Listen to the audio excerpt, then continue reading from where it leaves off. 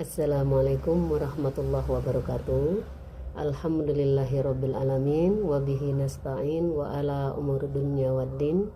Asyhadu an la ilaha illallah wahdahu la syarikalah wa asyhadu anna Muhammadan abduhu wa rasuluhu la nabiyya ba'da.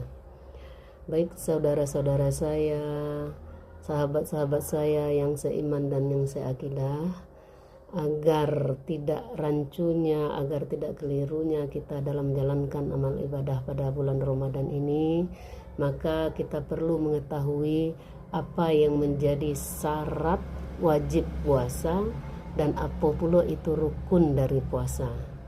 Tentu kita harus mampu membedakannya. Sebelum kita masuk kepada poin-poinnya, kita perlu tahu dulu apa itu syarat. Syarat itu adalah sesuatu yang harus kita persiapkan menjelang atau menuju melakukan ibadah itu sendiri. Jadi bukan di dalam ibadah, tapi mau masuk kepada ibadah itu kita harus mempersiapkan segala sesuatunya. Itu namanya syarat. Dan kemudian kalau rukun itu sesuatu yang wajib dan yang harus kita lakukan di dalam menjalankan ibadah itu.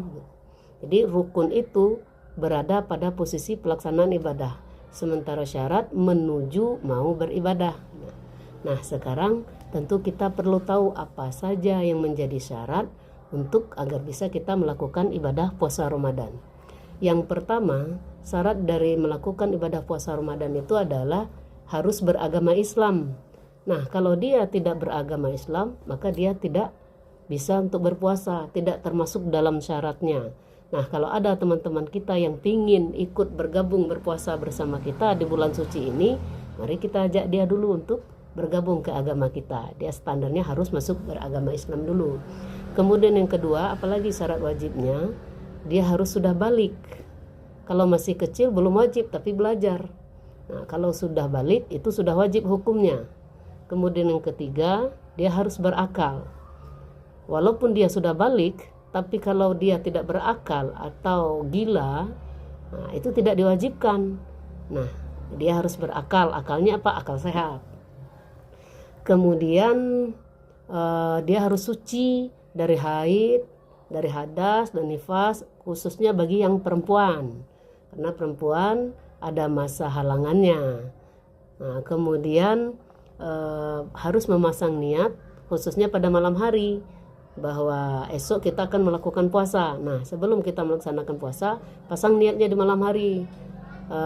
Yang afdalnya itu di waktu sahur, kita mau makan sahur. Nah, apa itu niat puasa?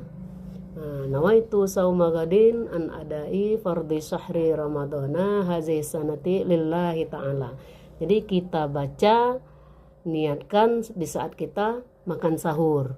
Kemudian apalagi syaratnya, kita punya kemampuan, dalam artiannya mampu, tidak dalam keadaan sakit, tidak juga dalam keadaan musafir, tidak juga dalam keadaan uzur.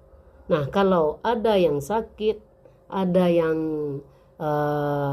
musafir, dan ada juga yang uzur, yang sudah tua, yang tak mampu, maka ini tidak wajib lagi bagi mereka untuk puasa.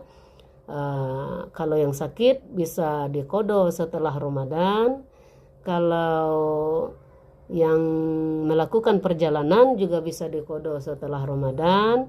Dan kalau yang uzur berarti tidak bisa diqadha tapi mengganti dengan fidyah. Karena apa? Diganti pun setelah Ramadan dia juga tidak akan mampu. Uzur ini dalam artiannya usianya sudah lanjut, tidak sanggup lagi untuk menahan. Nah, ini syarat dari kita yang mau melakukan puasa Ramadan. Nah, kemudian tentu kita perlu tahu lagi apa itu rukunnya. Agar apa? Kalau rukun ini sedikit saja kesalahan kita lakukan, maka ibadah puasa kita otomatis batal atau tidak sah. Nah, apa saja rukunnya? Rukun puasa itu adalah menahan. Apa yang menahan? Menahan dari rasa haus, lapar, dari hal-hal yang dapat membatalkan ibadah puasa. Apa saja yang dapat membatalkan ibadah puasa kita? Baik itu makan, minum, mohon maaf, termasuklah berhubungan intim suami istri di waktu puasa, bukan di siang hari saja, tapi selama menjalankan puasa. Kapan itu? Mulai dari terbitnya fajar sampai terbenamnya matahari. Jadi kita jangan salah paham. Tidak boleh berhubungan suami istri atau makan dan minum di siang hari. Tidak, karena sore hari juga dilarang. Pagi hari juga dilarang. Jadi selama dalam menjalankan ibadah puasa, bukan selama Ramadan. Nah, jadi harus kita pahami. Jadi itu termasuk rukun atau menahan hawa nafsu agar tidak melakukan hal-hal yang dapat membatalkan ibadah puasa. Nah, itu dia. Rukunnya hanya itu, menahan. Jadi kita jangan salah paham, mampu menahan dari hal-hal yang dari hal-hal yang bisa membatalkan baik itu ibadah puasa maupun pahala puasa. Nah, mungkin untuk sementara ini dulu yang bisa saya sampaikan. Insya Allah pada pertemuan berikutnya kita sambung lagi. Saya akhiri dengan billahi taufiq wal hidayah.